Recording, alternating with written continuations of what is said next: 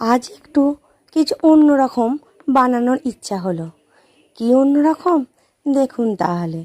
আজকে বানাবো ম্যাঙ্গো কুলফি। তার জন্য দুধ নিয়েছি। দুধটা ভালো করে গাঢ় হয়ে ফুটে উঠলে এর মধ্যে দিয়েছি এলাচের দানা, চিনি, কিশমিশ আর বাদাম কুচি। ঠান্ডা হতে দিয়েছি। এখানে আমটার ভেতর থেকে আস্তে আস্তে করে ছুরির সাহায্যে আটিটাকে বার নিয়েছি।